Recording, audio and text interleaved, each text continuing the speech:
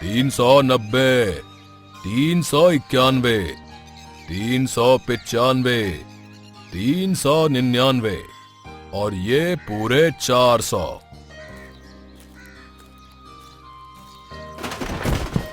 ओहो पिताजी, मैंने आपसे कितनी बार कहा है कि जब भी आप व्यायाम करो तो अपने व्यायाम करने की चीजों को अपने पास रखा करो, ये हर वक्त मेरे रास्ते का कांटा बन जाती है। अबे गधे, तू नींद में है क्या? ये मेरी कोई व्यायाम करने की चीज नहीं है, ये एक बाल्टी है जिसमें पानी भरा जाता है, समझा? धत तेरे की। पिताजी, वो अंग्रेजी में क्या कहते हैं? हाँ, माय मिस्टेक, मुझसे गलती हो गई। वो क्या है ना, आज रात मैं ठीक से सो नहीं पाया, बस इसी कारण मुझे ये मनहूस बाल्टी दिखी नहीं। बाल्टी को दोष देने से कोई फायदा नहीं है, और तेरी ये हालत दिन पर दिन बिगड़ती कैसे जा रही है? एकदम सूखी लकड़ी की तरह हो गया है। कहीं तू नशा वगैरह तो नहीं करने लगा? अरे नहीं पिताजी, ये आप कैसी बातें कर रहे हैं? मैंने तो आज तक एक च्युइंगम भी नहीं खाया, नशा करना तो दूर की बात है। हाँ ठीक है, अब जाओ और जाकर राधे श्याम काका के यहाँ से 5 लीटर दूध लेकर आ। लेकिन पिताजी, 5 लीटर दूध का क्या आप अचार डालेंगे? नहीं बेटा, मैं उस 5 लीटर दूध को तुझे पेड़ पर उल्टा लटका कर पिलाऊंगा, और वो सारा दूध तेरे पेट में जाने की बजाय तेरी खोपड़ी में चला जाएगा, जिससे तेरी खोपड़ी में थोड़ी अक्ल आ जाएगी। अरे पिताजी, आप भी ना सुबह सुबह काहे मजाक कर रहे हैं? तो बेटा, मजाक शुरू किसने किया था? तुझे पता नहीं क्या? मैं हर रोज 4 लीटर दूध पीता हूँ, और बाकी का 1 लीटर दूध घर के काम चला जाता है। अब बिना कोई देर किए तू दूध लेने चला जा, वरना तेरे पिछवाड़े पर ऐसा घूंसा मारूंगा कि सीधा राधे श्याम काका के घर जाकर गिरेगा। अरे नहीं पिताजी, आपको कष्ट करने की कोई जरूरत नहीं है, मैं अभी राधे श्याम काका के घर से दूध लेकर आता हूँ।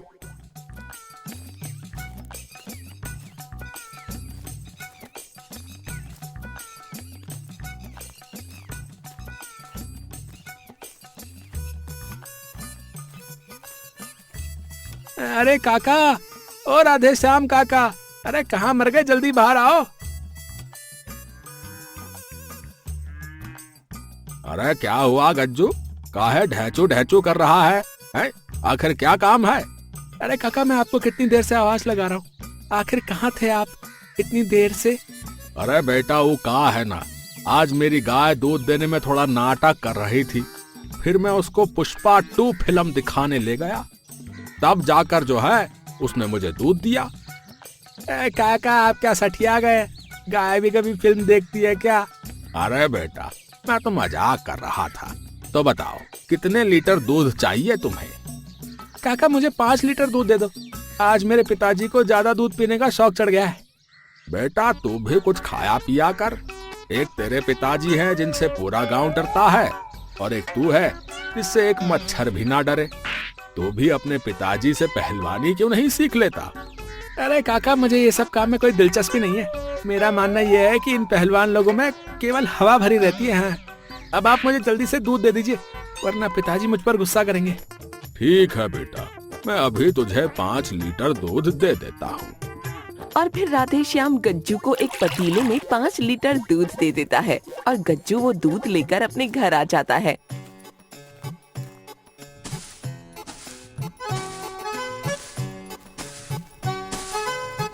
हाय राम, पूरे घर की झाड़ू लगाते लगाते मेरी तो कमर ही दर्द करने लगी। भाग्यवान, मैंने तुमसे कितनी बार कहा है कि तुम भी मेरे साथ व्यायाम करा करो।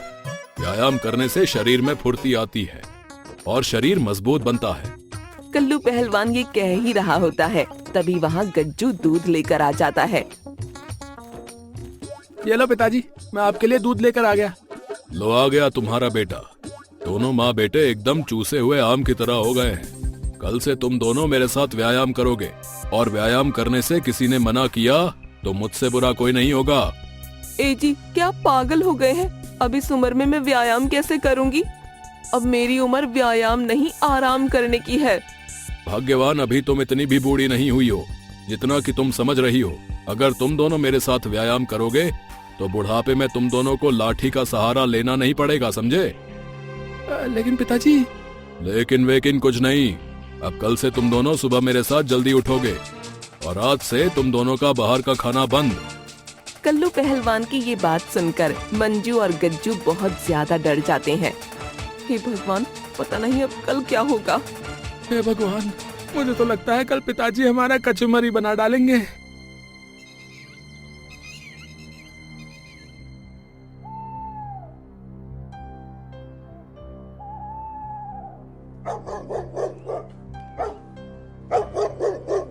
अगले दिन कल्लू पहलवान हर रोज की तरह सुबह जल्दी उठ जाता है, लेकिन मंजू और गज्जू अभी भी खर्राटे मारकर सो रहे होते हैं।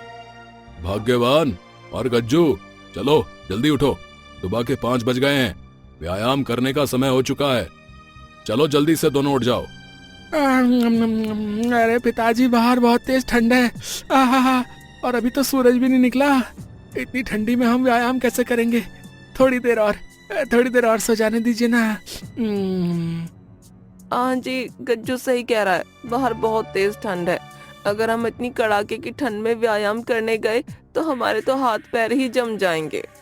इतना कहकर मंजू और गज्जू फिर से सो जाते हैं। लगता है ये दोनों ऐसे नहीं मानेंगे, अब मुझे ही कुछ करना होगा। और फिर कल्लू पहलवान गज्जू का एक पैर पकड़कर उसे जमीन पर पटक देता है। अरे पिताजी, आपने क्या किया? मेरी तो कमर ही टूट गई। अब तो मैं ठीक से खड़ा भी नहीं हो पा रहा हूँ। ज्यादा नाटक मत कर, अब चल मेरे साथ। और भाग्यवान, तुम्हें क्या मुझे अलग से कहना पड़ेगा? अरे नहीं जी, मैं तो आपके पीछे ही आ रही थी। चलिए व्यायाम करने चलते हैं। कल्लू पहलवान की डर के मारे मंजू और गज्जू की सिट्टी पिट्टी गुल हो जाती है और वो उसके साथ चुपचाप व्यायाम करने के लिए चले जाते हैं। अरे पिताजी, जल्दी बताइए क्या करना है? बहुत तेज ठंड पड़ रही है। सबसे पहले तुम दोनों को 20-20 दंड बैठक लगाने होंगे। चलो जल्दी से 20-20 दंड बैठक लगाओ। ए जी, क्या आपका दिमाग खराब हो गया है? मैंने साड़ी पहन रखी है, साड़ी पहनकर मैं दंड बैठक कैसे लगाऊंगी? कोई बात नहीं, गज्जू दंड बैठक लगाएगा और तुम इस आंगन में 10 चक्कर लगाओगी, समझी? चलो अब शुरू हो जाओ। कल्लू पहलवान के ये कहने पर मंजू आंगन के चक्कर लगाने लगती है और गज्जू दंड बैठक लगाने लगता है। 1 2 3 4 5। हे भगवान, कहाँ फंस गई मैं? ये आदमी तो मुझे आज मार ही डालेगा। भागते भागते मेरे पैर दर्द करने लगे। अरे गज्जू, ठीक से दंड बैठक लगा, वरना मैं दंड बैठक की संख्या और बढ़ा दूंगा, समझा? अरे नहीं पिताजी, इससे ज्यादा मैं दंड बैठक नहीं लगा सकता। ऐसे ही मंजू और गज्जू को व्यायाम करते करते पूरे 2 घंटे बीत जाते हैं। फिर मंजू कल्लू पहलवान से कहती है, ए जी, हमें व्यायाम करते करते पूरे 2 घंटे बीत चुके हैं। घर का सारा काम पड़ा हुआ है, अब मुझे यहाँ से जाने दीजिए। ठीक है भाग्यवान, तुम जाकर घर का काम करो। ठीक है पिताजी, अब मैं भी चलता हूँ, मुझे भी अब पढ़ाई करनी है। अच्छा, नमस्ते। अबे तू कहाँ जा रहा है? अभी तो तुझे पूरे आंगन के 50 चक्कर और लगाने हैं। क्या पिताजी, मेरे अंदर अब बिल्कुल भी शक्ति नहीं बची है। अगर मैंने इस आंगन के 50 चक्कर लगाए तो मुझे ही चक्कर आने लग जाएंगे, सच्ची। इतना कहकर गज्जू कल्लू पहलवान को चकमा देकर वहाँ से भाग जाता है। अबे भागता कहाँ है? रुक, तुझे अभी बताता हूँ।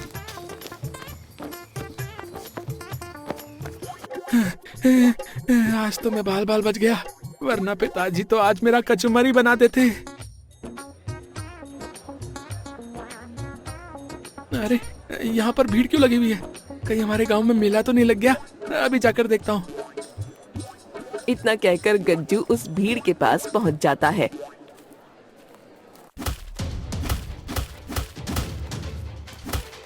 अरे भाई, यहाँ क्या हो रहा है? और ये पहलवान इस व्यक्ति को इतनी बेरहमी से क्यों मार रहा है? अरे भाई, ये पहलवान अपने गांव में नया नया आया है और सुना है कि ये पहलवान सभी लोगों को डरा धमका कर उनसे पैसे लूटता है, और जो भी व्यक्ति इसके खिलाफ जाता है वो उसकी मार मार कर चमड़ी उधेड़ देता है।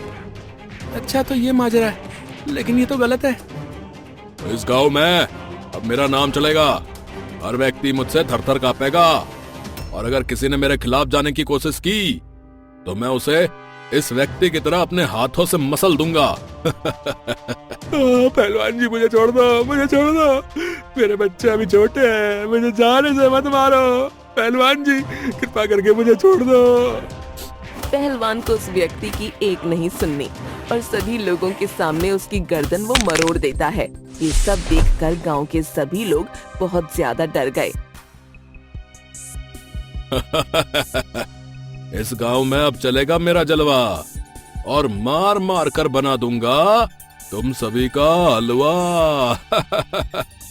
शेर सिंह, तू हमारे गांव से चला जा, वरना तेरे लिए अच्छा नहीं होगा। अच्छा, किसमें है इतनी हिम्मत जो मुझे इस गांव से निकाल कर दिखा दे? और गांव वालों, तुम सभी ध्यान से सुन लो बे, अगर किसी ने भी मुझे कोई चीज देने से इनकार किया ना तो तुम्हारे लिए अच्छा नहीं होगा। शेर सिंह, अगर तुझे अपनी ताकत पर इतना ही घमंड है तो आ जा कल अखाड़े में, वहीं हो जाएगा दूध का दूध और पानी का पानी। अरे मुखिया, क्या तू सठिया गया रे? इस बुढ़ापे में अब तू मुझसे अखाड़े में लड़ेगा बे? अरे नहीं नहीं, मैं क्यों भला तुझसे लड़ूंगा भाई, तुझे हराने के लिए तो हमारा कल्लू पहलवान ही काफी है। हाँ, जिसको बुलाना है बुला लेना, मैं डरता थोड़ी हूँ तुम्हारे उस कल्लू पहलवान से। पूरे गांव में है मेरा जलवा, मार मार कर बना दूंगा सभी लोगों का हलवा।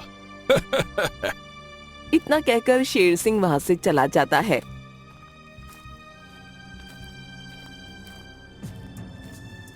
अरे गज्जू, तू यहाँ?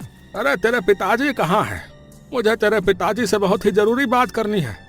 मुखिया जी, मैं जानता हूँ कि आपको पिताजी से क्या बात करनी है। बेटा, तू तो जानता ही है कि अभी यहाँ पर क्या हुआ है। उस शेर सिंह के बच्चे ने हमारे गांव के एक व्यक्ति को सभी लोगों के सामने जान से मार डाला और हम उसका कुछ नहीं बिगाड़ पाए। मुखिया जी, आपको चिंता करने की कोई जरूरत नहीं है, हम पिताजी के पास चलते हैं, अब वही इस समस्या का समाधान निकाल सकते हैं।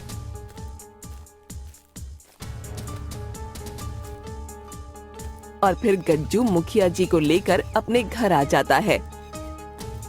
अरे मुखिया जी, आप यहाँ? और आपका चेहरा यूं उदास क्यों है? कहीं फिर से इस गज्जू ने कोई शैतानियां तो नहीं की? अरे नहीं नहीं बेटा, गज्जू ने कोई शैतानियां नहीं की, बात कुछ और है। मुखिया जी, साफ साफ कहिए, आखिर बात क्या है? और फिर मुखिया ने कल्लू पहलवान को शेर सिंह के कारनामों वाली सारी बात बताई।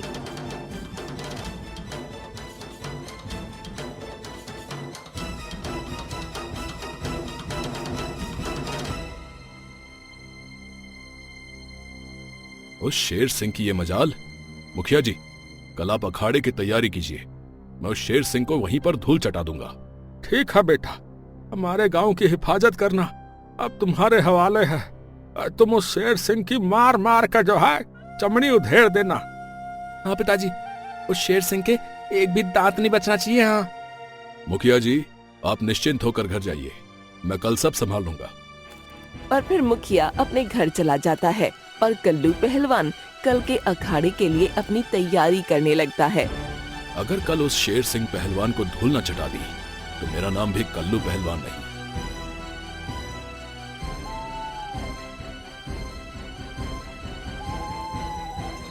अगले दिन गांव के सभी लोग अखाड़े के पास पहुंच जाते हैं। कल्लू पहलवान और शेर सिंह पहलवान भी लड़ाई करने के लिए एकदम तैयार थे।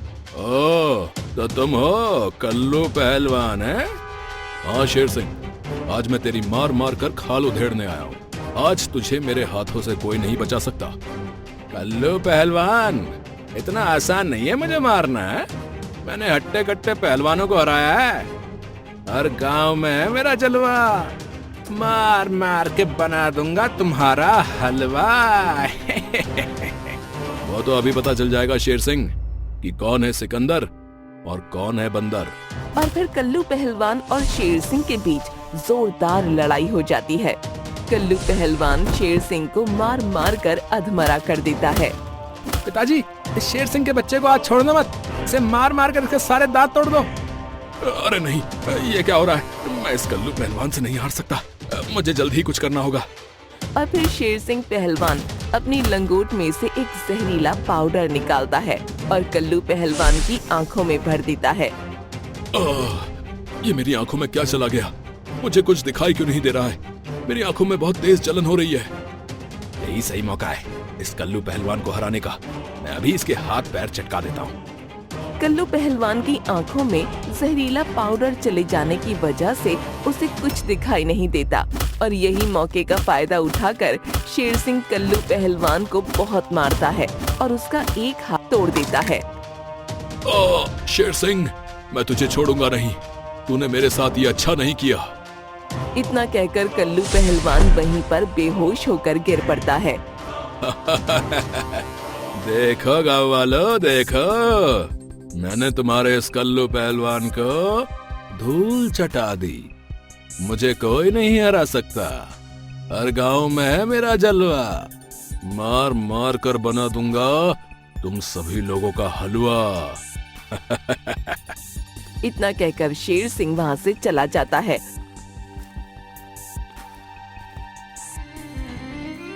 ए जी, क्या हुआ आपको? आंखें खोलिए ना। गज्जू बेटा, हमें जल्द ही कल्लू को अस्पताल ले जाना होगा। और फिर मुखिया और गांव के कुछ लोग कल्लू पहलवान को अस्पताल ले जाते हैं।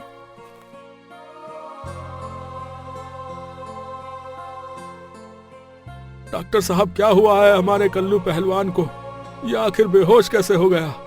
मुखिया जी, इनकी आंख में किसी प्रकार का जहरीला पाउडर चला गया है, जिससे ये बेहोश हो गए और इनके हाथ में भी फ्रैक्चर आया है। अब इन्हें 3 महीने तक आराम की आवश्यकता है।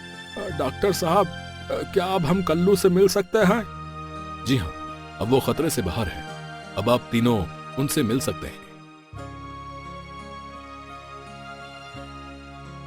ए जी, अब आपकी तबीयत कैसी है? भाग्यवान, अब मैं ठीक हूँ। तुम्हें चिंता करने की कोई जरूरत नहीं है। लेकिन कल्लू बेटा, तुमने अच्छे अच्छे पहलवानों को हराया है, तो फिर तुम इस शेर सिंह से कैसे हार गए? मुखिया जी, उस शेर सिंह ने मुझे धोखे से हराया है। उसने मेरी आंखों में जहरीला पाउडर डाल दिया था, जिसके कारण मुझे दिखाई देना बंद हो गया और उसने मौके का फायदा उठाकर मुझे हरा दिया। पिताजी, उस शेर सिंह ने यह अच्छा नहीं किया। आपका बदला अब मैं उससे लूंगा।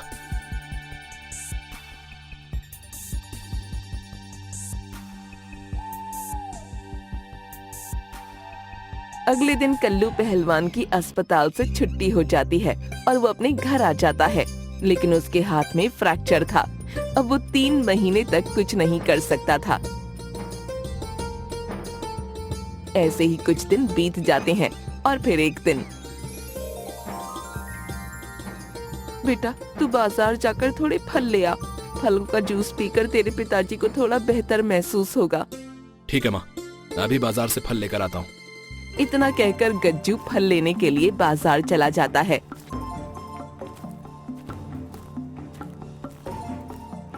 तभी रास्ते से जाते वक्त गज्जू को शेर सिंह के घर से चिल्लाने की आवाज सुनाई देती है। अरे, ये शेर सिंह पहलवान के घर, ये शोर कैसा? मुझे खिड़की में से देखना होगा। क्यों रे नालायक, हैं? मैंने तुझसे कितनी बार कहा है कि मेरे पैरों से दूर रहा कर। तुझे पता नहीं क्या कि मेरा एक पैर नकली है? पहलवान जी, मुझे माफ कर दीजिए।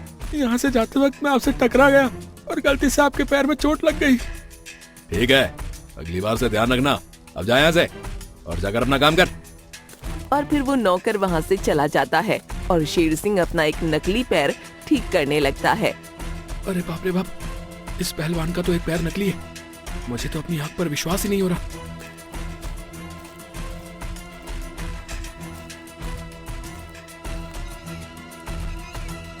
अगले दिन गज्जू मुखिया के घर पहुँच जाता है। प्रणाम मुखिया जी।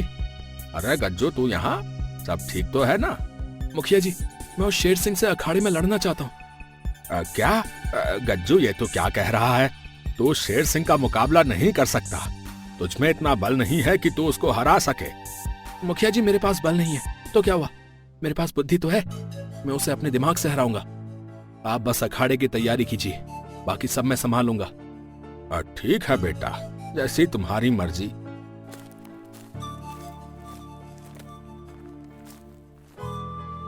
अगले दिन गज्जू के कहने पर मुखिया फिर से गांव में अखाड़े में कुश्ती की प्रतियोगिता करवाता है, जिसमें गांव के सभी लोग उपस्थित थे।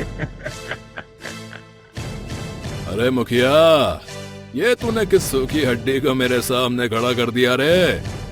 अगर मैंने इसको एक घूंसा मार दिया ना, तो ये गांव के बाहर जाकर गिरेगा। शेर सिंह पहलवान, तुझे अपनी ताकत पर ज्यादा ही घमंड है ना? मैं तेरा एक घमंड चूर चूर कर दूंगा।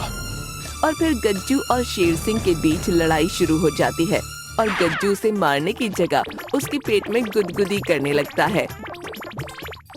अरे गज्जू, मेरे पेट में गुदगुदी करना बंद कर। मुझे मुझे हंसी आ रही रे। तभी गज्जू शेर सिंह पहलवान का नकली पैर तोड़ देता है और शेर सिंह पहलवान जमीन पर गिर जाता है। गज्जू, ये तूने अच्छा नहीं किया। मैं तुझे छोड़ूंगा नहीं। शेर सिंह, मुझे पता चल गया था कि तेरा एक पैर नकली है। मैंने तुझे खिड़की से छिपकर देख लिया था। तूने मेरे पिताजी का एक हाथ तोड़ा, मैंने तेरा एक पैर तोड़ दिया। अब हिसाब बराबर हो गया। चल अब सभी गांव वालों से माफी मांग, वरना हम सभी आज तुझे छोड़ेंगे नहीं। गांव वालों, मुझे माफ कर दो रे।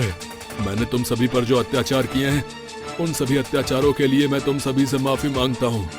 मान गए गज्जू बेटा, आज तुमने ये सिद्ध कर दिया कि व्यक्ति में बल के साथ साथ बुद्धि होना भी बहुत आवश्यक है।